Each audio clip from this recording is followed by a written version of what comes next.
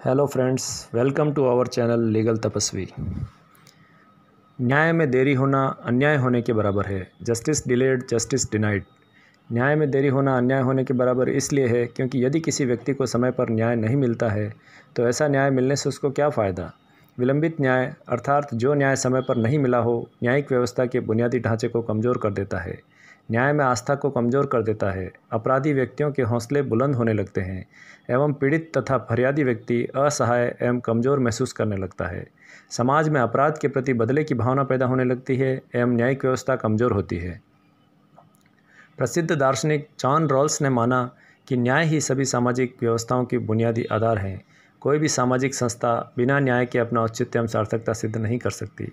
इससे स्पष्ट होता है कि न्याय की महत्ता कायम है। यदि इंसान न्याय की व्यवस्था से युक्त नहीं है तो इंसान और पशु में कोई अंतर नहीं रह जाता है। यदि हम भारतीय न्यायिक प्रणाली की बात करें तो भारतीय न्याय व्यवस्था दुनिया की सबसे पुरानी प्रणालियों में से एक है। वर्तमान भारतीय न्याय व्यवस्था समय के साथ विकसित हुई सर्वश्रेष्ठ व्यवस्था है, किंतु इसका दूसरा पक्ष यह भी है कि वर्तमान में भारतीय न्यायपालिका के समक्ष मुकदमों का ढेर लगा हुआ है। लोगों को त्वरित न्याय नहीं मिल पा रहा है।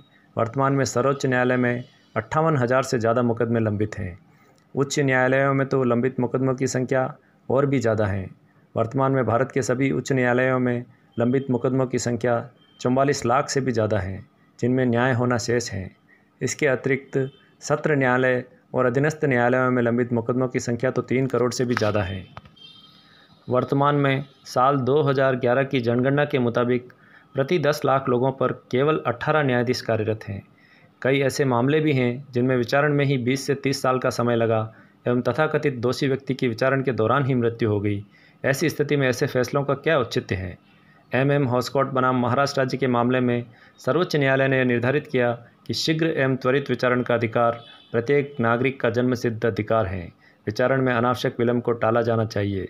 जैसा कि आप सभी को विदित हैं, देश की जेलों में कई सालों से कई विचाराधीन कैदी न्याय प्राप्ति के इंतजार में जीवन गुजार रहे हैं। समय पर विचारण नहीं होने की वजह से कई बार विचाराधीन कैदी के किए गए अपराध के लिए जितना दंड निर्धारित है उससे अधिक का समय कारावास में गुजार देता है। उसके पश्चात दोष मुक्त कर भी दिया जाए तो ऐसे व्यक्ति द्वारा काटे गए अतिरिक्त कारावास का क्या मुआवजा हो सकता है, यह भी एक चिंतनीय विषय है। विचारणीय प्रश्न यह भी हैं कि क्या किसी को केवल मुआवजा देकर अधिक कारावास भोगने के लिए विवश करना न्यायोचित होगा।